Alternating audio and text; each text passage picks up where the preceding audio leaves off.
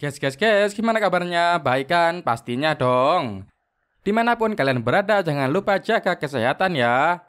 Oke, kali ini Mimin akan melanjutkan alur Guanxi Fashi Season 6. Sedikit sinopsis, berpusat pada sosok Movan yang terbangun di dunia yang terasa asing baginya.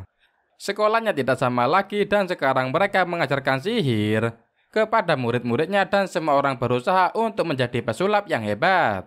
Di sana ada monster yang muncul di luar kota, memangsa dan menyerang manusia.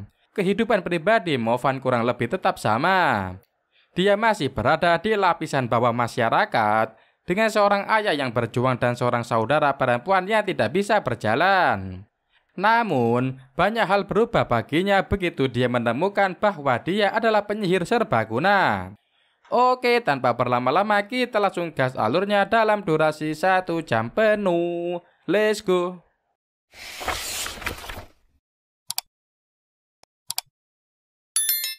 Cerita dibuka dengan diperlihatkannya Movan yang sedang berlatih. Tampaklah teman-temannya dari Departemen ABIM yang menggosipkan Movan. Melihat aksi Movan, mereka yakin harusnya di peringkat 800. Movan sengaja mempertunjukkan kelemahan daya apinya. Lantas Ucup, Ucil, dan Ucok meyakini kalau Guru Wei sengaja memberikan Movan peringkat 100 demi menjahilinya. Sebab Movan orangnya sangat sombong.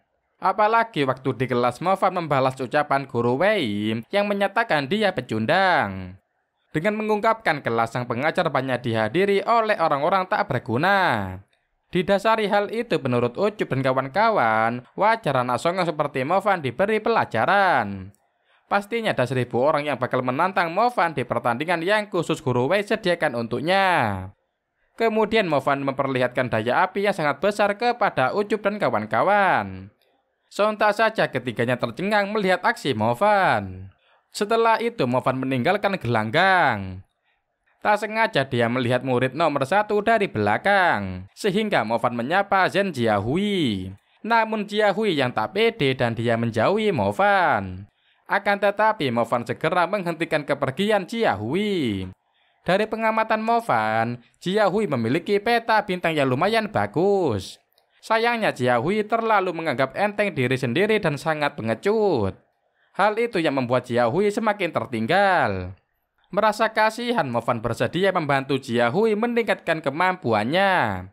Sontak saja Jiahui heran mengapa Movan mau membantunya. Bagi Movan, Jiahui sangat mirip dengan rekannya yang dulu suka gugupan. Keesokan harinya pertandingan yang khusus dibuat untuk mempermalukan Movan resmi dibuka. Bisa dibilang turnamen tersebut menjadi pertandingan sorotan, membuat seluruh siswa antusias menyaksikannya. Terlihat Guru Wei membawa lembaran kertas berisikan peserta yang menantang Movan. 小子，没想到今天会来这么多人。 Movan到了没有？ Apalagi banyak sekali murid berperingkat rendah mau berduel dengan Movan. Lantas Guru Wei berteriak memanggil Movan. Karena Movan datang terlambat, Guru Wei sangat murka. Sehingga Guru Wei melampiskan kekesalannya di depan halayak ramai. Meski mendapat cacian dari Pak Guru Wei, Movan tetap terlihat santuy. Sikap acuh tak acuh dari Movan semakin menambah kejengkelan Guru Wei. Setelah itu Movan memasuki arena pertempuran. Kemudian Pak Guru Wei memanggil murid bernama Zhan Hoyue peringkat ke-7366 sebagai lawan tanding Movan. Tak lama pertarungan berlangsung, Hoyue kalah telak.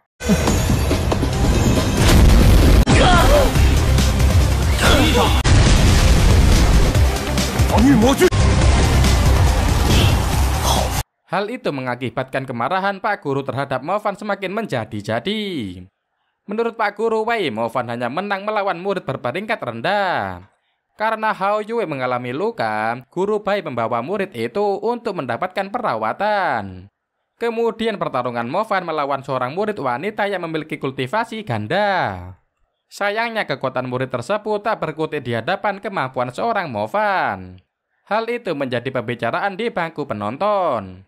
Sementara di arena, Movan selalu mengalahkan setiap lawan tandingnya. Sehingga Guru Bai tak henti-henti mengangkut murid-murid untuk mendapat pengobatan. Peserta berikutnya adalah Jia Hui. Karena kegugupannya, Jia Hui tak bisa menggambar peta bintang. Melihat tanduk ketakutan Jia Hui, Mo Fan berusaha menenangkan. Akan tetapi pesimis Jia Hui tak ada obatnya, sehingga perdebatan tak bisa dielakkan. Sementara Guru Bai mengomentari sikap Guru Wei yang selalu mencela Mo Fan. Lantas Guru Wei berujar kalau Mo Fan masuk ke Departemen Api sebab promosi langsung dari Dewan Sekolah. Makanya Guru Wei menganggap Mo Fan besar kepala, hanya karena dia mendapat dukungan dari Dewan Sekolah. Untuk itu Guru Wei hendak memberi Mo Fan pelajaran yang berguna bagi masa depannya. Sedangkan Mo Fan menyesal mengira Jia Hui seperti bestinya. Sebab bestinya Mo Fan yang pengecut, tapi berjuang mengubah dirinya. Jia Hui yang mendapat ceramah dari Mo Fan terkenang akan hujatan teman-temannya. Alhasil Jia Hui syok berat. Karena Jia Hui tak ada niatan bertarung, Mo Fan meminta Pak Guru Wei memberikan lawan tanding murid terhebat di Departemen Api. Karena Mo Fan ingin menunjukkan kepada Jia Hui bagaimana dia membungkam kesombongan orang-orang yang pernah merendahkan dirinya. Pak Guru merasa kesal kepada Mo Fan, makanya dia memanggil Jia Zhenlong. Namun Guru Bai tak setuju. Zhenlong adalah murid yang biasa melakukan pemburuan. Tak mungkin murid sehebat itu dijadikan lawan Mo Fan. Akan tetapi Pak Guru Wei terlanjur sakit hati, sehingga beliau membiarkan Mo Fan berlaga dengan Zhenlong. 又一个废话都该结束了，来吧，那好像还拥有灵种吧？ Kemudian pertarungan antara Mo Fan dan Zhenlong berlangsung. Awalnya Zhenlong merasa tak terkalahkan, sehingga para penonton meyakini Mo Fan bakalan tersudut. Nyatanya dengan mudah Mo Fan menghindari jurus dari Zhenlong. Lalu Mo Fan memberi serangan kejutan yang tak bisa dihalau oleh lawannya. Meskipun musuh sudah melakukan perlawanan, tapi pada akhirnya Mo Fan dapat memojokkan Zhenlong. Di bangku penonton, netizen berkomentar bahwa tak satu pun penantang dapat memaksa Mo Fan mengeluarkan sihir tingkat menengah. Lalu Mo Fan memberikan serangan yang mengakibatkan Zhenlong kritis. Menurut Guru Bai, Mo Fan pemilik dua elemen wajar menyombongkan diri. Ucapan Guru Bai seperti pukulan telak yang dilemparkan kepada Guru Wei. Sebab sendari tadi Guru Wei selalu meremehkan Mo Fan. Kemudian pertarungan Mo Fan kembali berlanjut. Setiap lawan-lawannya berhasil Mo Fan kalahkan. Pertandingan Mo Fan menjadi sorotan warga sekolah. Karena videonya tersebar sampai ke internet, banyak dukungan yang diberikan kepada Mo Fan. 下一个，地上，结果被人家给打哭了。 Karena mereka yang merasa muak dengan kesombongan murid dari Departemen Api. Kemudian Mo Fan bertanding dengan murid wanita bernama Li Yuji. Tampak pembenci, Mo Fan mengharapkan kemenangan Li Yuji. Awalnya Li Yuji meremehkan Mo Fan. Tak tahunya dirinya lah yang tersudutkan. Menurut Guru Bai, Li Yuji akan kalah. Ternyata dugaan Guru Bai benar adanya. Kemudian Guru Wei membujuk Mo Fan menyudahi aksinya. Lantas Mo Fan sadar Guru Wei tak mengakui kemampuannya, malah merendahkannya. Sehingga Mo Fan tak bersedia dan meminta pertandingan tetap dilanjutkan. Di momen itu Mo Fan mengeluarkan statement menyinggung kepengecutan Jia Hui. Bagi Mo Fan lebih baik berjuang daripada menjadi pecundang. Setelah itu Pak Guru memanggil murid populer Liu Qian. Sehingga anti Mo Fan bersorak gembira, mengira Liu Qian dapat menaklukkannya. Saat tiba di arena, Liu Qian seolah-olah bersikap baik. Akan tetapi Mo Fan menyadari Liu Qian seorang munafik. Kata-kata Mo Fan membuat Liu Qian kesal. Sembari keduanya ngebacot, Pak Guru penasaran siapa Mo Fan sebenarnya. Lalu Guru Yi Yukuan memberitahukan Mo Fan penyihir tingkat tinggi, memiliki 3 elemen. Sontak saja Guru Wei and the Gang kaget mengetahui kabar tersebut. Sementara di arena Mo Fan memakai elemen pemanggil serigala Qinxing. Adapun di bangku penonton, siswi elit Departemen Api mengatakan Mo Fan adalah penyihir tingkat tinggi yang berhasil kembali dari kematian. Sehingga Mo Fan sangat terkenal di prefekturnya. Selain itu, Mo Fan disebut juga sebagai iblis besar. karena berani menantang semua murid dan dia berhasil mengalahkannya. Selagi Movan beristirahat, serigala Kinsing menggantikan Movan melawan Luqian sampai KO. Bahkan 183 penantang lainnya berhasil ditaklukkan oleh serigala Kinsing. 双系天赋排行榜排。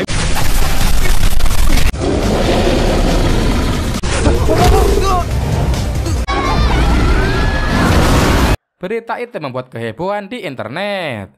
Setelah itu Movan mengembalikan serigala Kinsing ke sarangnya. Sontak saja Pak Guru kaget Movan dapat menarik monster kontraknya. Akhirnya penantang baru Zhao Ji masuk ke arena.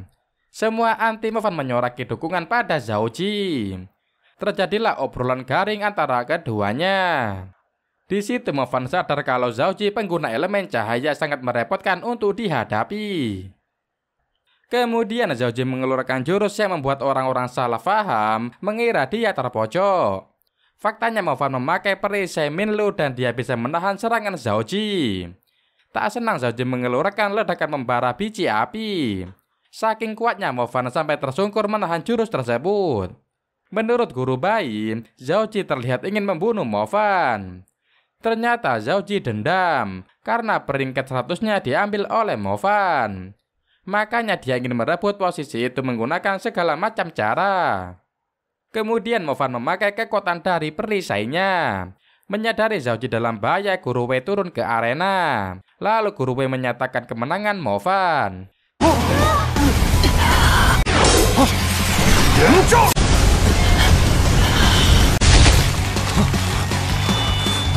Sontak saja Zhao Ji tak setuju.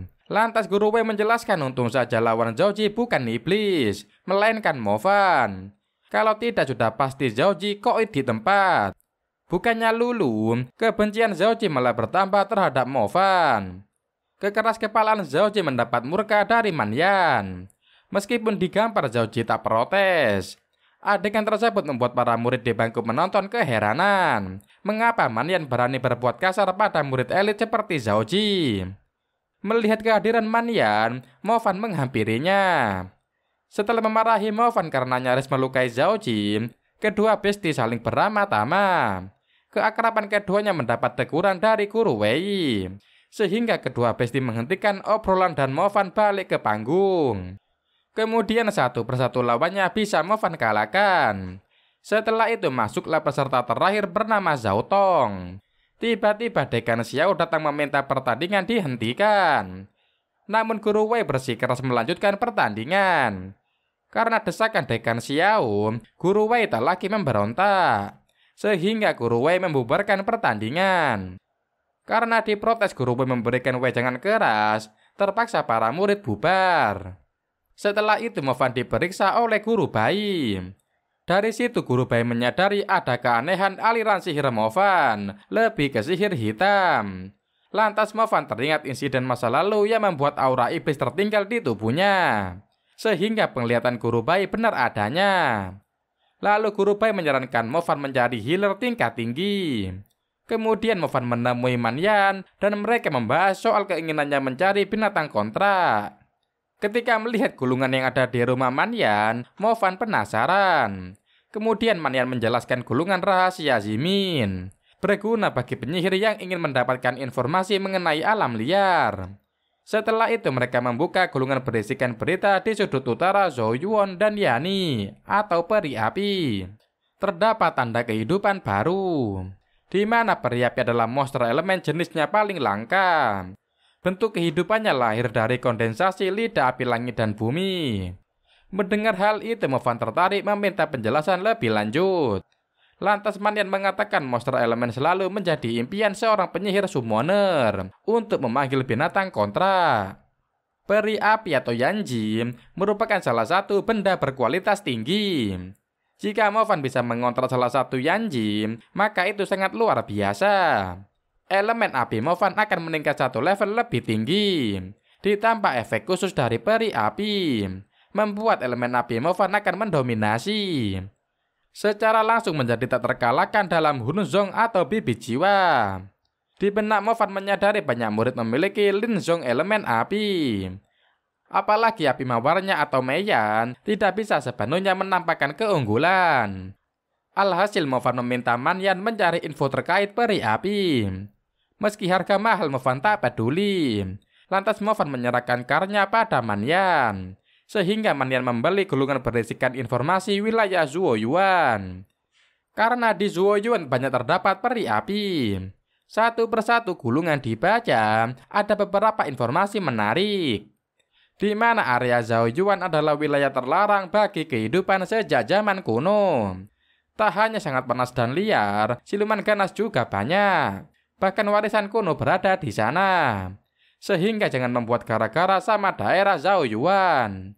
Luar biasanya banyak harta karun kuno tersembunyi di sana, yang tidak akan dijumpai di tempat lain. Sehingga penyihir selalu mengambil resiko ke sana. Selain itu, di Zuoyuan ada siluman iblis ternama dari suku iblis Sahum yang terkenal ganas. Meski mendengar bahaya itu, Movan tetap kekeh pergi. Bahkan Movan memaksa temannya ikut. Awalnya tak bersedia, tapi setelah bergulat Manyan menyetujuinya. Namun jika mereka berdua yang pergi, tak akan bisa melakukan perjalanan. Maka Movan akan mengajak Ling Ling dan Zhan Xiaohou. Kini masalah mereka tinggal mencari seorang penyihir defender. Menurut Manyan, Heller tak kalah penting menunjang misi mereka. Akan tetapi Movan tak tahu di mana Bai Tingting berada. Lantas Manyan menawarkan Xinxia, adiknya Movan, ikut misi mereka. Selain sebagai healer, Xinxia adalah penyihir psikis. Hal itu menjadikan poin plus Xinxia bergabung dalam misi. Akan tetapi Movan tak setuju karena kondisi Xinxia. Lalu Manyan berujar bahwa serigala Sin King bisa merawat Xinxia sepanjang perjalanan. Tetap saja Movan tak bersedia. Keesokan harinya Manyan mengajak sepupu Zhao Chen Ying, penyihir elemen tanah. Lantas Movan menerima keikutsertaan Chen Ying. Tak lama Ling Ling buka suara mengenai Sungai Sawang, di mana area itu satu-satunya jalan memasuki kawasan Zuoyuan. Namun di sana banyak monster tanah berbahaya. Jika mereka menyerang secara berkelompok, maka penyihir defender dan pemburu tak akan mampu mengatasinya. Sebab itu diperlukan penyihir psikis. Kemudian Ling Ling menegaskan jika tak ada penyihir psikis, sebaiknya misi ke Zuoyuan wajib dibatalkan. Selang beberapa waktu, Xinxia menelepon Movan. Kemudian Movan sangat gelisah mendapat telepon dari adik tercintanya Xinxia. Namun Xinxia tetap ingin pergi menemani perjalanan Movan. Karena Xinxia tak ingin ada perasaan menyesal, makanya dia ingin membantu Movan. Lantas Ling Ling berujar kemungkinan di perjalanan mereka nantinya dapat menemukan obat untuk Xinxia. Manyan juga menambahkan kalau Movan tak perlu risau, sebab ada dia beserta lainnya menjaga Xinxia. Alhasil Movan menyetujui keikutsertaan Xinxia. Setelah itu Movan dan The Gang melakukan perjalanan ke dataran api. Setelah tiba di bandara, Movan bertemu dengan rekannya bernama Xiaohou. Setelah itu kelompok Movan menelusuri padang pasir. Sesampainya di ujung bukit tampaklah rawa di depan mereka. Rawa tersebut merupakan jalur pembatas zona aman. Jika mereka melewatinya tentu saja akan menyusuri jalan mengerikan. Untuk menempuh Sungai Sawang terpaksa harus keluar dari area rawa tersebut. Tak lama terjadilah keanehan di hadapan mereka. Saking ngerinya unta-unta pada kabur dari sana. Sontak saja grup Movan kaget melihat aksi para unta. Geng Movan juga menyadari bahwa bahaya telah muncul di hadapan mereka. Meski demikian, grup Movan tetap melanjutkan perjalanan menantang nyawa itu. Kemudian Ling Ling menginfokan wilayah yang mereka lalui merupakan kekuasaan monster elemen api. Makanya peri api mendiami dataran Zuoyuan. Mendadak Xiaohou menyuruh rekan-rekannya berhenti. Karena Xiaohou merasakan hawa ganas di depan mereka. Tak lama nongol Labos Rawasi Harimau Badai Pasir merupakan monster paling ganas di antara tingkat warrior. Lantas Ling Ling memperingati teman seperjalanannya untuk berhati-hati menghadapi Harimau Badai Pasir. Kemudian Xinxia berkomentar kalau harimau tersebut sangat lapar menyebabkan si hewan sulit ditangani. Lalu Xiaohou nekat menyerang menggunakan jurus anginnya membuat Harimau Badai Pasir terjebak ke dalam pasir hisap. Untuk menghalangi pergerakan Harimau Badai Pasir, Chen Ying membuat penghalang. Namun harimau badai pasir berhasil keluar dari jebakan dan dia hendak menyerang Xiaohou. Secepatnya Mo Fan dan Chen Ying berkolaborasi membombardir harimau badai pasir. Akhirnya kerjasama tersebut membuahkan hasil, membuat harimau badai pasir terjebak di dalam belenggu.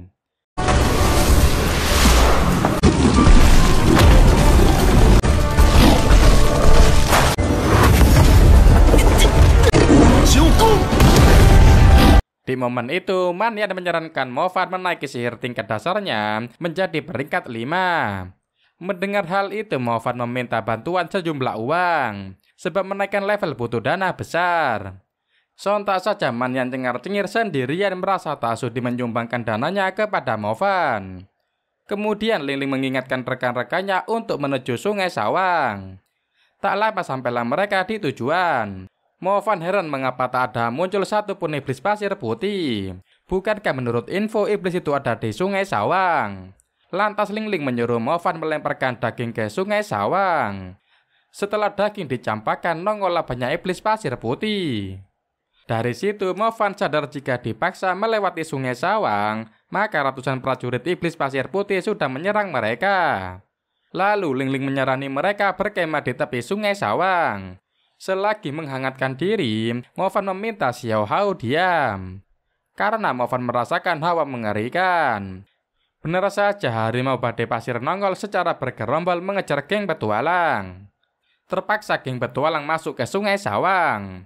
Kehadiran geng petualang membuat gerombolan prajurit iblis pasir putih menyerang mereka. Melihat peristiwa ganas di depan mata, Man Yan dan kawan-kawan mulai ragu melanjutkan perjalanan. 你快去保护其他人。要不我们这次纯当来旅游一趟。 Lantas Ling Ling dan kawan-kawan mengatakan mereka tak perlu khawatir, asal tak melewati zona berdarah. Karena geng petualang mengalami banyak luka, membuat iblis pasir putih bertindak. Kemudian Xinxia menasihati mereka tak boleh menggunakan sihir tanpa seizinnya. Keesokan pagi para lelaki berdebat siapa yang turun duluan ke Sungai Sawang. Alhasil Man Yan terpaksa menjadi bahan uji coba. Mendadak nongol kawanan iblis pasir putih dan Man Yan lupa pesan dari Xinxia. Saat Man Yan ingin diserang, Xinxia memakai elemen psikis menenangkan jiwa iblis pasir putih. Untungnya usaha Xinxia membuahkan hasil, sehingga secara serempak mereka menelusuri Sungai Sawang. Akan tetapi Xinxia ragu mananya bertahan lama, sebab tak tahu seberapa luas Sungai Sawang tersebut. Niatnya untuk menenangkan diri, makanya Xiaohou menceritakan lelucon garing tentang kengerian Sungai Sawang. Namun gayungan itu malah membuat Mo Fan dan kawan-kawan kesal. Tak lama muncullah kawanan iblis pasir putih mengitari Mo Fan and the gang. Di tengah kepanikan, Xinxia mencoba menenangkan iblis pasir putih menggunakan elemen psikisnya. Akan tetapi Chen Ying meragukan Xinxia malah memakai elemen sihirnya. Sehingga prajurit iblis pasir putih mulai merasakan aura yang ingin menyerang mereka. Sontak saja Mo Fan memarahi Chen Ying yang nyaris membunuh mereka semua. Secepatnya Chen Ying sadar dan dia bergegas meminta maaf. Kemudian sekawanan iblis pasir putih mulai melakukan tindakan. Namun Xinxia berhasil menenangkan jiwa-jiwa para iblis pasir putih. Lalu Xinxia meminta Mo Fan dan kawan-kawan melindunginya dari gangguan luar. Ketika dia merapalkan mantra penenang, di saat itu mereka terus melanjutkan perjalanan menyusuri Sungai Sawang. Tampak Mo Fan mencemaskan sang adik. Akan tetapi Xinxia menyuruh Mo Fan untuk tenang. Setelah itu Xinxia menanyakan pada Ling Ling mengenai langkah mereka. Kemudian Ling Ling bergegas mengeluarkan peta perjalanan. Didasari peta butuh waktu 4 km baru dapat keluar dari Sungai Sawang. Mendengar hal itu Xinxia mulai cemas. Sebab dia cuma bisa bertahan sampai 2 km merapalkan sihir psikisnya. Sontak saja semuanya merasa risau akan nasib mereka. Namun Xiaohou optimis mereka bisa melewati masa bahaya. Akan tetapi keoptimisan Xiaohou mendapat teguran dari Mo Fan. Kemudian Chen Ying bingung bagaimana cara mengumpulkan kawanan iblis pasir putih dalam satu tempat. Mendadak Man Yan mendapatkan ide brilian namun beresiko. Namun hanya orang berkecepatan tinggi yang dapat menjalankan idenya. Dari ide Movan, Ling membagi mereka menjadi 3 kelompok. Kemudian Ling meminta si cepat Xiao Hao, si kuat Manyan, serta petarung tinggi Movan menjadi pengalih kawanan iblis pasir putih. Dengan begitu kan menghemat energi melawan iblis pasir putih. Jika diperlukan, Xinxia akan menenangkan iblis pasir putih menggunakan sihir psikis. Setelah itu mereka melanjutkan perjalanan. Kemudian Xinxia merasakan adanya pergerakan dari iblis pasir putih. Lalu Ling memerintah para pelaksana tugas bergegas ke posisi masing-masing, sesuai dengan skenarionya. Setelah mendapatkan kode dari Xinxia, tim pengalih beraksi. Di saat bersamaan muncullah kawanan iblis pasir putih. Dari kejauhan tampak Manyan dalam kondisi berbahaya. Apalagi kawanan iblis pasir putih lebih banyak berkumpul di sisinya. Lalu Movan berkata dia akan menyelesaikan bagiannya secepatnya, sehingga Movan bisa membantu Manyan. Sementara Manyan berusaha menangani serangan kawanan iblis pasir putih yang terus mengeroyoknya. Tak sanggup menahan, Manyan berteriak meminta tolong. Kemudian Xinxia ingin menolong Manyan, tapi Ling menghentikannya. Sebab jiwa iblis pasir putih sedang niat membunuh, akan menguras mananya Xinxia. Tampak Ling percaya kalau sihir pertahanannya Manyan tak akan kalah dari gerombolan iblis pasir putih. Sedangkan Xiao Hao tampak senang menghadapi lawan-lawannya. Menurut Ling, Xiao Hao mempunyai keunggulan karena memiliki sepatu berkecepatan tinggi. Namun pada kenyataannya kesenangan Xiao Hao berakhir karena kawanan iblis pasir putih muncul dari berbagai arah, sehingga Xiao Hao mendapat kesulitan menghindar sekaligus menahan serangan musuh.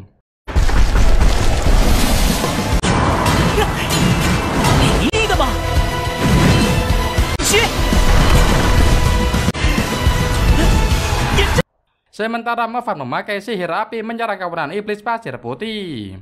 Satu persatu musuh terkena serangan. Roh sihir terserap ke kalungnya Movan. Kemudian Movan menuju lokasi Manyan. Tak lama Xiao Hao datang bersama kawanan iblis pasir putih. Berkat kekuatan teleportnya, Xiao Hao membuat sesama kawanan iblis pasir putih saling menyerang. Selepas itu Manyan mengeluarkan jurusnya. Berkat kerjasama 3 sekawan, kawanan iblis pasir putih dibombardir. Dari kejauhan seseorang misterius memperhatikan kekacauan di Sungai Sawang. Kemudian Chen Jin dan kawan-kawan menyaksikan kerjasama tim yang hebat antara Movan dengan kedua rekannya. Akhirnya misi mereka menumpas kawanan iblis pasir putih selesai dilakukan.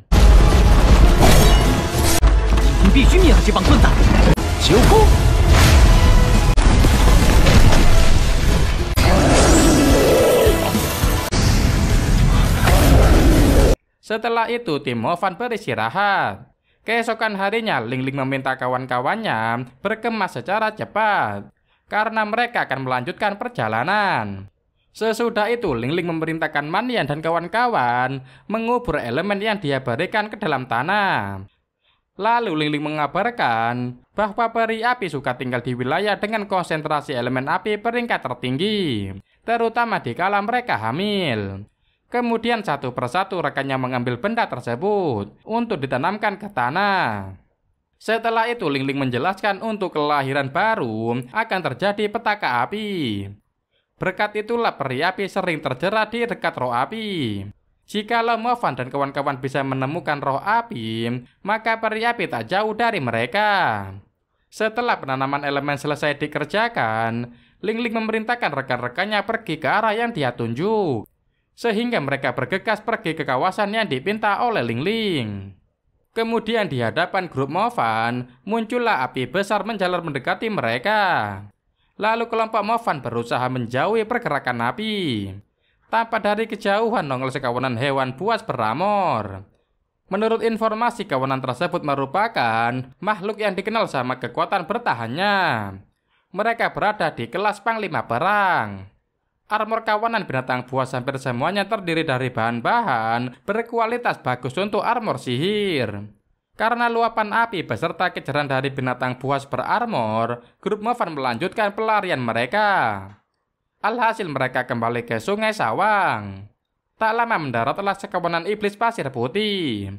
Lantas Movan dan The Gang terus berlari.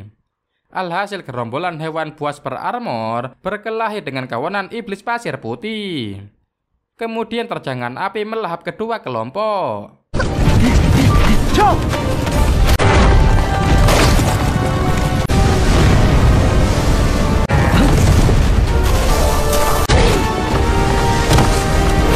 Kemudian Movan dan The Gang menyaksikan mayat hewan buas bertebaran di Sungai Sawang.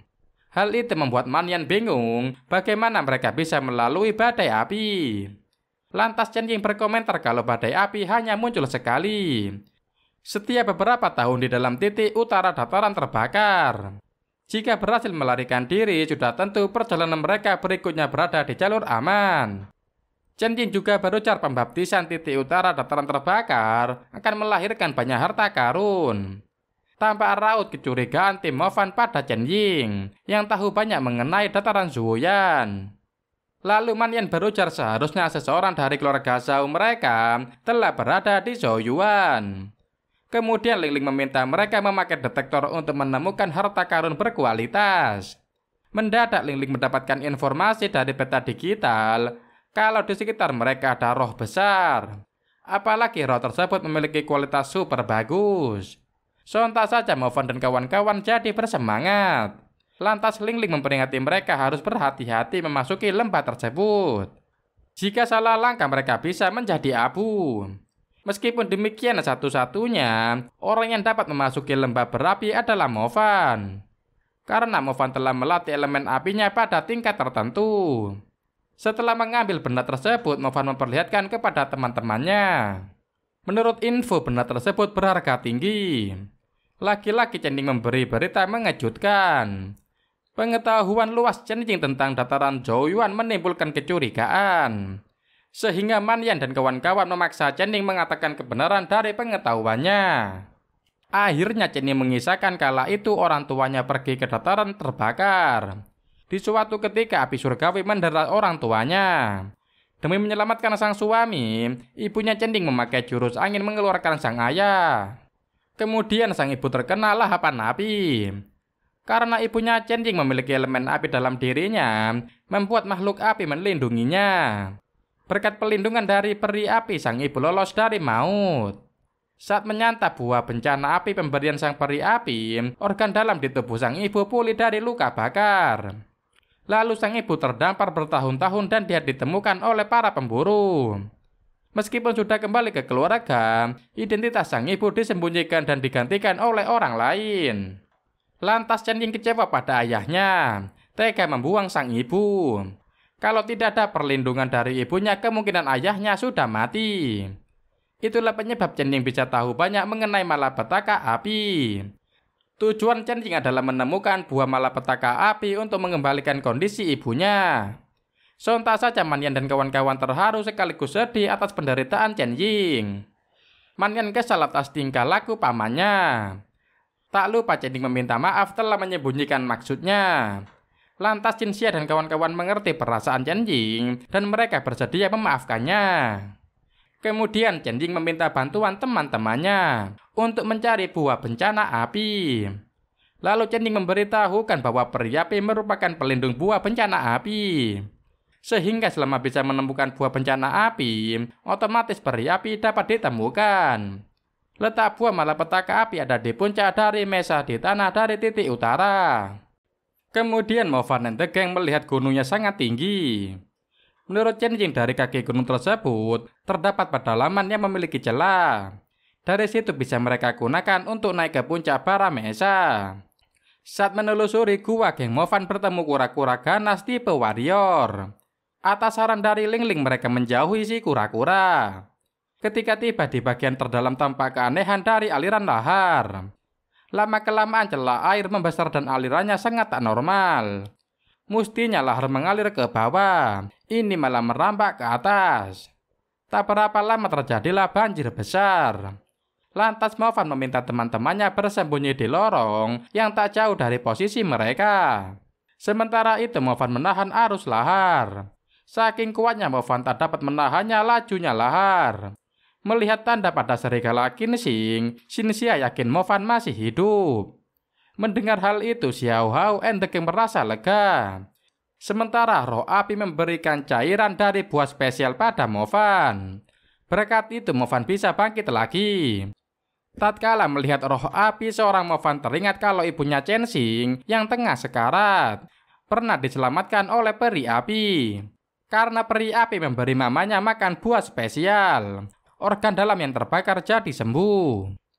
Lantas Movan memberitahukan hajatnya yang ingin menjalin kontrak dengan peri api, sekaligus ingin mencari buah bencana api untuk pengobatan adiknya. Sayangnya roh api tak bisa mengabulkan keinginan Movan. Kemudian Movan meminta roh api memberitahu jalan ke kaki gunung. Soalnya Movan ingin menyelamatkan teman-temannya. Akan tetapi roh api meminta Movan fokus pada pemulihan dirinya, sebab bencana lahar tak berlangsung lama. Nantinya teman Movan bisa keluar dari kaki gunung. Setelah itu roh api pergi ke Movan dan kembali beristirahat. Tak berapa lama terjadilah desiran angin di sekitar Movan. Kemudian muncullah Hydra yang bersiap menyerang Movan. Untungnya roh api tiba tepat waktu. Dengan teriakannya saja si Hydra lari tunggang langgang. Menurut Movan, roh api sangatlah OP. Bukan lawan yang bisa Movan kalahkan. Jadi tak mungkin Movan bisa mengambil buah bencana api yang ada di tangan roh api. Lagian roh api sangat berjasa menyelamatkan hidup Movan. Sehingga Movan pasrah dia tak bisa mendapatkan obat untuk menyembuhkan kelumpuhan jinsia. Lalu roh api mengajak Movan ke suatu tempat. Sesampainya di lokasi, roh api meletakkan buah bencana api di dekat ranting pohon. Sementara Chensing dan kawan-kawan telah keluar dari lorong dan mereka bergegas mencari Movan. Sialnya mereka bertemu monster kura-kura dalam jumlah banyak. Sehingga walau Manyan kesal sama si kura-kura, dia tak bisa melampiaskannya. Lantas Manyan and the Gang melarikan diri dari kejaran kura-kura. Selepas dari gua, geng Manyan malah bertemu penyihir lain yang melancarkan mantra ke arah mereka. Ternyata serangan itu ditunjukkan untuk monster kura-kura yang menyerang Manyan and the Gang. Mengejutkannya lagi, rombongan yang menolong mereka adalah ayahnya Chensing. Melihat mamanya turut hadir di sana, Chensing segera menyapa. Tujuan rombongan tersebut ada di sana untuk mencari buah bencana api. Setelah itu Manyan dan kawan-kawan ingin pergi mencari Movan. Namun pamannya menawarkan bantuan. Menurut Ling Ling lebih banyak orang, maka akan mudah menemukan Movan. Sehingga mereka bersedia ikut kelompok si paman. Sementara Movan merasa tak ada gunanya lagi dia di sana. Selain tak bisa mendapatkan kontrak dari peri api, buah bencana api juga tak dapat dimiliki. Maka Movan memutuskan akan kembali kepada teman-temannya. Sehingga Movan berpamitan pada roh api. Sedangkan para pemburu hendak menuju puncak bara Mesa. Sampailah geng Nanjue di puncak bara api Mesa. Tak lama satu persatu anggota Nanjue menghilang karena diserang oleh Hydra. Makanya mereka bertindak lebih hati-hati. Tak lama Movan tiba dan sadar kalau dia tersesat. Kemudian Movan terkejut ketika melihat ada jejak pembantaian di sana. Sewaktu ada penyerangan, Movan segera menghindari dan meminta si penyergap keluar. Muncullah Nanjue and the Gang mengira Movan musuh mereka. Lantas Movan yang tahu Nanjue mengincar buah bencana api segera memberi nasihat. Melawan Hydra saja geng Nanjue tidak bisa, apalagi mengalahkan roh api. Makanya Movan meminta geng Nanjue mengurungkan niatnya. Jika mau menurutinya, Movan berjanji akan mengeluarkan mereka dengan aman.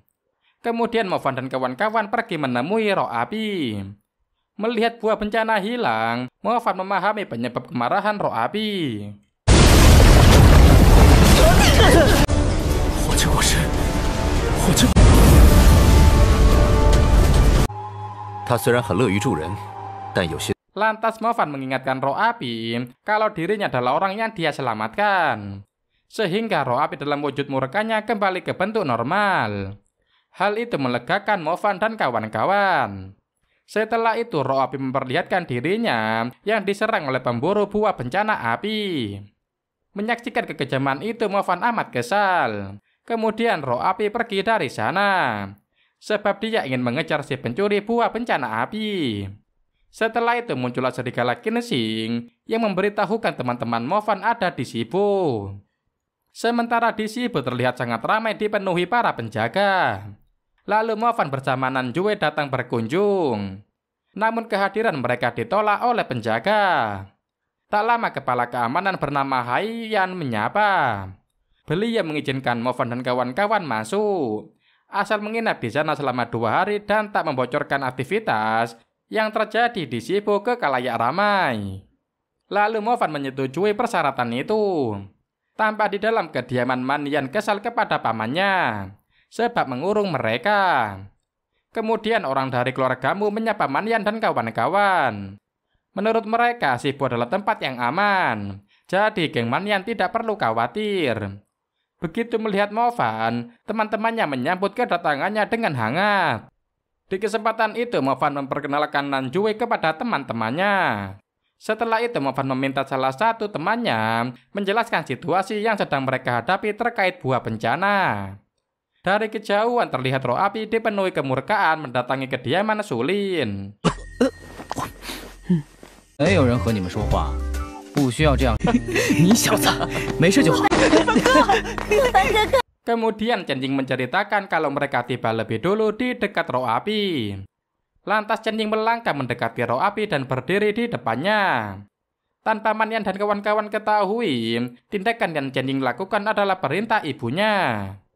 Sebelum Chen-Ying dan kawan-kawan tiba di puncak Baramesa, ibunya memberikan kalung padanya. Tujuannya dengan kalung tersebut, perhatian roh api tertuju pada Chen-Ying. Benar saja, menatap kalung yang terpajang di leher Chen-Ying, roh api melonggarkan kewaspadaannya. Hal itu pula membuat roh api bisa diserang oleh ayah Chen-Ying dengan mudah.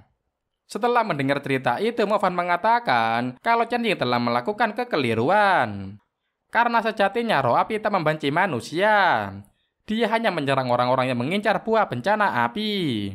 Selama ini saat Mo Fan terluka, roh api lah yang merawatnya. Sehingga yang dilakukan Chen-Ying sekeluarga merupakan kebodohan. Mau bagaimana lagi, Chen-Ying tak punya pilihan. Hanya menggunakan buah bencana api baru sang ibu bisa sembuh dari luka bakarnya. Lantas Xiaohou penasaran keluarga Zhao sudah mendapatkan buah bencana. Harusnya tinggal disantap begitu saja. Nyatanya tidak semudah yang Xiaohou ucapkan. Sebab buah bencana api masih belum matang. Maka mereka harus menunggu sampai buah benar-benar tanah dan bisa dikonsumsi. Kemudian Shibu diserang roh api. Mendadak Xinxia dibawa terbang oleh roh api. Sontak saja Mo Fan panik dan dia memberikan perlawanan pada roh api. Di kesempatan itu roh api memberitahukan bahwa dia tak akan melukai Xinxia. Karena Xinxia penyihir psikis. Makanya melalui dialah roh api bisa menyampaikan pesannya pada manusia.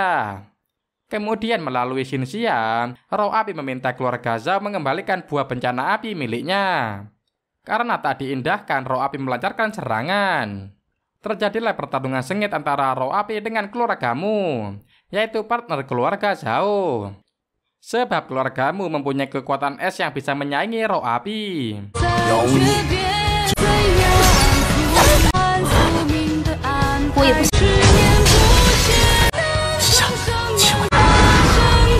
Lalu roh api dapat disegel ke dalam kristal es. Sementara Mo Fan menggendong Xinxia dan meminta teman-temannya meninggalkan Shibu. Sebab Mo Fan tak ingin membahayakan Xinxia. Namun Xinxia tak ingin meninggalkan Shibu. Sebab Xinxia ingin menyelamatkan roh api. Di kesempatan itu Xinxia mengatakan kalau mereka telah ditipu seseorang terkait buah bencana api. Sehingga Xinxia ingin Mo Fan membawanya menemui roh api yang tersegel. Saat melihat Chen-Ying ingin membunuh roh api, Mo Fan auto panik. Lalu Mo Fan berteriak meminta Chen-Ying menghentikan aksi bodohnya. Tanpa roh api diselimuti kesedihan dikala menatap wajah Chen-Ying. Sementara Chen-Ying yang mengarahkan pisau pada roh api terlihat ketakutan. Kemudian Nyonya Zhao mengerahkan serangan pada roh api. Namun roh api mengeluarkan jurusnya membuat usaha Nyonya Zhao gagal. Lantas Nyonya Zhao meminta Chen-Ying membunuh roh api. Di kesempatan itu Nyonya Zhao menegaskan pada Chen-Ying, dengan kematian roh api barulah keluarga mereka bisa kembali bahagia seperti dulu lagi. Mendengar ucapan itu, Chen-Ying segera melaksanakan perintah mamanya. Sontak saja Mo Fan dan kawan-kawan panik langkah Chen-Ying merupakan kesalahan. Ketika Mo Fan ingin mencegah aksi Chen Ying, Nyonya Zhao memakai kekuatannya, sehingga Mo Fan kesulitan melakukan pergerakan. Kemudian Chen Ying menusuk roh api. Akibat tusukan itu petaka api merebak. Namun berkat roh api Chen Ying selamat. Di kesempatan itu Tuan Zhao memarahi istrinya yang tega membahayakan nyawa putri mereka.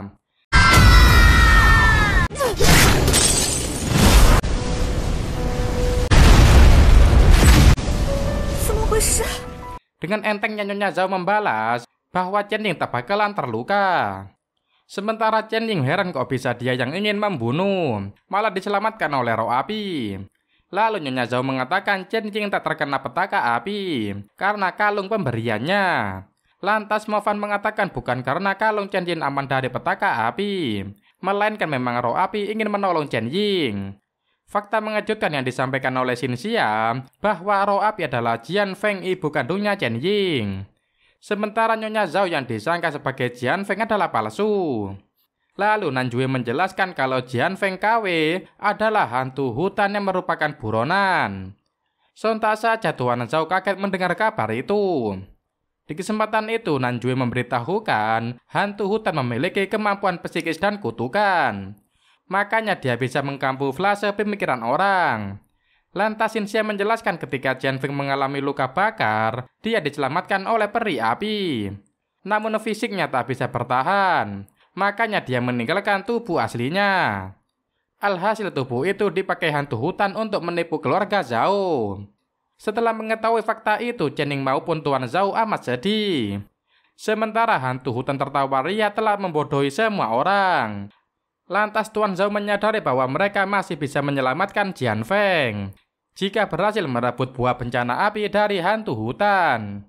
Tentu saja hantu hutan tak membiarkan benda yang dia inginkan diambil. Sehingga hantu hutan melancarkan serangan kepada pengganggunya. Bahkan si Kui yang sudah mengetahui faktanya ingin memberi perlawanan. Tak bisa berkutik melawan teknik hantu hutan. Situasi di medan tempur semakin memanas. Ditambah kekuatan psikis hantu hutan membuat Mo Fan dan kawan-kawan kesulitan menghadapinya.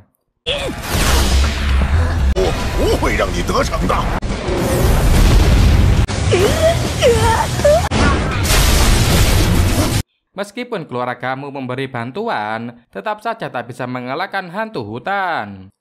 Karena hantu hutan selalu mengerahkan psikisnya. Kemudian berulang kali pula Xinxia menyelamatkan Mo Fan and the Gang dari siasat hantu hutan. Sehingga hantu hutan sangat kesal pada Chen Ying yang sama-sama memiliki kekuatan psikis.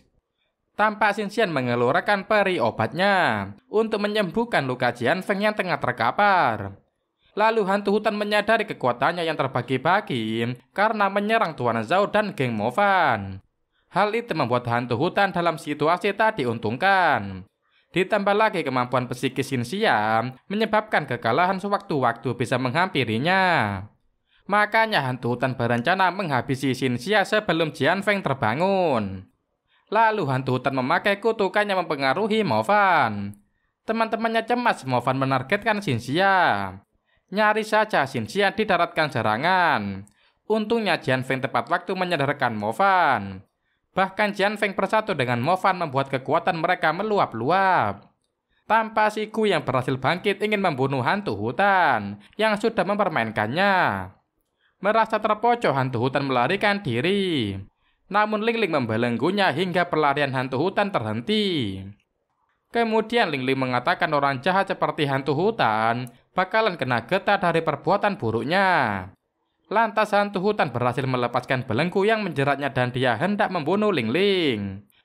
Lantas Ling Ling bergegas berlindung di belakang Mo Fan. Lalu Mo Fan yang sudah bersatu dengan Jiang Feng segera melancarkan serangan. Hantu hutan dibuat tak berkutik melawan jurus Mo Fan hingga dia menjemput ajalnya. Kemudian Jiang Feng melepaskan dirinya dari Mo Fan. Saking lemahnya Jian Feng tampak tak berdaya. Setelah itu Mo Fan memberikan buah bencana api untuk Jian Feng santap.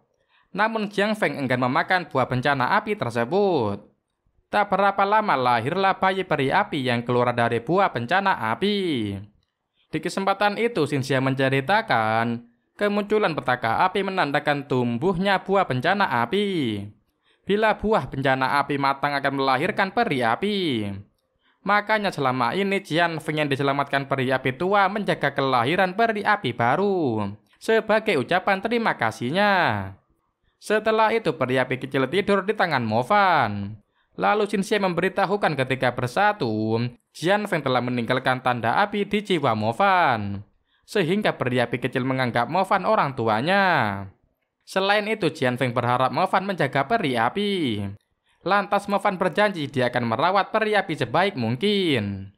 Kemudian tubuh Jian Feng perlahan-lahan menghilang. Sebelum lenyap, Jian Feng sempat menatap putrinya. Sontak saja Chen Ying menangis histeris. Begitu pula dengan Mo Fan dan kawan-kawan. Lantas Mo Fan mengatakan dia akan menunggu petaka api kembali untuk membawa peri api kecil ke kampung halamannya, supaya peri api kecil dapat berkumpul bersama kelahiran baru. Sayangnya petaka api yang telah terjadi merupakan bencana terakhir. Bisa dikatakan peri api kecil adalah ras terakhir. Beberapa hari kemudian Mo Fan dan kawan-kawan telah kembali ke aktivitas seperti biasa. Tampak geng Mo Fan berkumpul di klub pemburu King Tian. Di sana Mo Fan merasa galau, sebab dia bisa bangkrut karena peri api kecil makanannya sangat lahap. Menurut Manian, peri api kecil kerjanya makan tidur saja. Selera makan peri api kecil juga sangat besar. Setelah kenyang, peri api kecil mengantuk. Kemudian Manian meminta Mo Fan menyerahkan peri api kecil dalam pengurusan keluarganya. Alasannya keluarga Zhao memiliki banyak uang untuk memenuhi asupan makanan peri api kecil. Sontak saja Mo Fan kesal dan dia mengejek Manian. Lalu Ling Ling menyarankan Mo Fan bekerja keras demi mengatasi perut peri api kecil. Melihat kegalauan Mo Fan mengurusi nafsu makan peri api kecil, membuat Manian tertawa. Kemudian Ling Ling memberitahukan bahwa pengeluaran yang Mo Fan habiskan untuk peri api kecil sepadan dengan hasilnya. Karena peri api kecil di tingkat remaja, kelasnya berada di warrior level menengah. Apalagi bila peri api kecil sudah dewasa, tentunya kekuatannya akan lebih dahsyat. Mendengar hal itu, Mo Fan dan kawan-kawan terkejut. Di saat bersamaan, Mo Fan sangat senang dia memiliki kontrak dengan makhluk yang sangat kuat. Setelah itu, Ling Ling menyerahkan lembaran misi agar Mo Fan bisa mendapatkan uang. Tak lama peri api kecil terbangun dari tidurnya dan dia meminta makan pada Mo Fan. Tak ada makanan lagi, Mo Fan kembali menidurkan peri api kecil. Sesudah menyelesaikan misi, Mo Fan pulang ke rumahnya. Mo Fan terasa sangat lelah mencari uang sembari berkultivasi. Kemudian peri api kecil membuat kegaduhan dengan membakar benda yang dia sentuh. Alhasil Mo Fan dibuat kelimpungan, hingga dia berteriak histeris menghadapi kenakalan peri api kecil. Keesokan harinya Mo Fan bertarung dengan peringkat 19. Tak butuh waktu lama Mo Fan memenangkan pertempuran. Tampak Liu yang melihat pertandingan memberi komentar meremehkan Mo Fan yang dia anggap lemah. Meskipun memenangkan banyak kompetisi, tapi Liu yakin Mo Fan tak akan bisa mengalahkan dirinya. Hal itu disetujui oleh temannya Liu. Di kesempatan itu, Liu mengabarkan kalau Mo Fan direkomendasikan oleh Dekan Xiao, sehingga Mo Fan dapat mengikuti turnamen tingkat dunia. Sontak saja temannya kaget kok bisa-bisanya si Mo Fan turut serta dalam ajang bergengsi. Menurut Liu, si Mo Fan hanya bermodal keberuntungan. Kemudian Mo Fan selesai berlatih di pagoda dan dia disapa oleh kedua teman sekosan. Mereka menegur Mo Fan karena berani menantang 10 besar yang memiliki bakat bawaan. Tampak Mo Fan bingung yang dimaksud temannya tentang bakat bawaan. Sontak kedua temannya kaget. Tanpa tahu kekuatan lawan, Mo Fan berani menantang. Tak mau diceramahi, Mo Fan membawa peri api kecil segera menjauhi kedua temannya. Kabar Mo Fan yang ingin melawan 10 besar tersebar di medsos. Bagi netizen, si Mo Fan sudah gila nekat menantang 10 besar. Sementara Mo Fan duduk santuy bersama Manian. Lalu Manian mengingatkan Mo Fan tentang kompetisi dunia. Mo Fan yang sempat lupa mengatakan Dekan Xiao mendaftarkan dirinya di ajang tersebut. Namun Mo Fan belum memberikan jawaban apakah dia ikut atau tidak. Menurut Manian, sebaiknya Mo Fan tak perlu pikir panjang dan menyetujui menjadi peserta kompetisi. Selain berkeliling dunia, mereka bisa menemui banyak cewek cantik dari berbagai negara. Memikirkan hal tersebut, baik Mo Fan maupun Man Yan bersemangat menjadi bagian dari kompetisi dunia. Setelah itu kedua bestie mengisi perut di warung kaki lima. Lantas kedua teman apartemennya menemui Mo Fan untuk menanyakan kesiapannya di pertandingan melawan 10 besar. Mengetahui Mo Fan belum melakukan riset mengenai kekuatan lawannya, teman sekosnya marah. Lalu Mo Fan bingung mengapa kedua kawannya terlalu ketakutan. Tak lama temannya Ding Yimin menyapa Mo Fan. Di kesempatan itu temannya Ding Yimin mengatakan di pertandingan Mo Fan pasti skakmat. Ucapan itu membuat Mo Fan terheran-heran. Keesokan harinya Mo Fan kaget lawan tandingnya adalah Ding Yimin. Mengejutkannya lagi, kekuatan Ding Yimin adalah psikis yang menyebabkan Mo Fan panik. Bahkan jurus Mo Fan tak berkutik di hadapan kemampuan Ding Yimin. 要知道是他，我就跳过直接挑战第9了。突击！怎么？他怎么能看出我心思？ Kemudian setiap Mo Fan mengeluarkan jurus selalu saja dihentikan oleh Ding Yimin. Hal itu membuat Mo Fan kesulitan melakukan serangan balik. Bahkan Mo Fan terus-menerus dihantam. Lalu Mo Fan mengeluarkan serigala ginseng.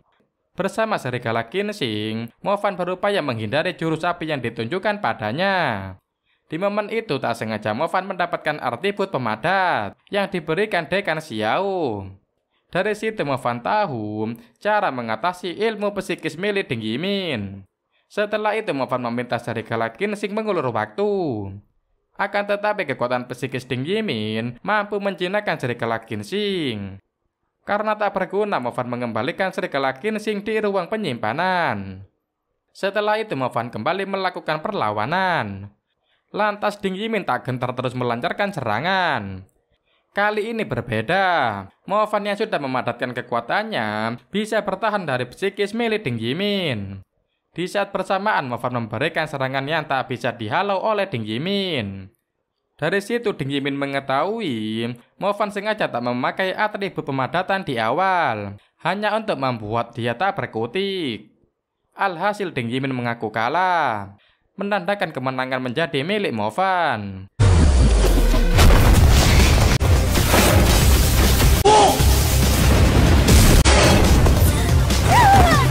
Kemenangan Mo Fan mendapat sambutan hangat dari berbagai pihak. Ada pula yang membenci Mo Fan karena dia berhasil mengalahkan Ding Yimin. Lalu Li meminta temannya harus bisa memberi pelajaran pada Mo Fan di pertandingan berikutnya, demi mengembalikan harga diri mereka. Tampak pula teman sekosan turut senang atas kemenangan Mo Fan. Setelah itu Mo Fan mendapat perawatan dari guru bayi. Menurut guru bayi, orang biasa pastinya mengalami luka fatal dari serangan yang dikeluarkan Ding Yimin. Untungnya Mo Fan berkulit tebal, membuat tubuhnya tak menderita luka bakar yang merusak organ tubuhnya. Di kesempatan itu guru bayi menanyakan, sudahkah Mo Fan mengobati aliran iblis yang tertanam di tubuhnya? Lantas Mo Fan mengaku dia sedang dalam masa penyembuhan. Tampak orang-orang sedang menggosipi Mo Fan yang ikut dalam kompetisi dunia. Mereka heran mengapa hanya seorang murid baru yang terpilih mewakili akademi mengikuti turnamen tingkat dunia. Kemudian guru bayi meminta Mo Fan menjaga diri baik-baik dan selalu berhati-hati. Apalagi Mo Fan tak lama lagi akan melakukan pertarungan sengit. Di sisi lain tampak Xiao Hai berpatroli dengan rekannya. Karena berdasarkan info banyak lokasi dan warga menghilang secara misterius. Tak lama Xiao Hai mendapat telepon dari Mo Fan yang menanyakan Bos Dong. Namun Xiao Hai belum mengetahui kabar Bos Dong, sebab dia tengah menjalani misi. Lantas Mo Fan meminta Xiao Hai berhati-hati. Dengan entengnya Xiao Hai mengatakan tak akan terjadi apa-apa padanya. Apalagi Xiao Hai merasa dia memiliki kemampuan melarikan diri. Bahkan bila yang lain mati, Xiao Hai akan bertahan hidup. Setelah itu Xiao Hao menitip salam pada Ling Ling dan kawan-kawan. Lalu Xiao Hao menutup teleponnya dan temannya menegur ucapan takabur Xiao Hao. Tak berapa lama kedua rekan mereka nongol, sembari dikejar kawanan monster. Sehingga geng Xiao Hao turut berlari menjauhi kawanan monster. Namun satu persatu rekan Xiao Hao mati dibunuh. Sampailah Xiao Hao di tepi lubang yang di dalamnya terdapat kawanan monster dalam jumlah fantastik. Lalu datang monster yang menyerupai kawannya mendekati Xiao Hao. Xiao Hao yang panik jadi tergelincir.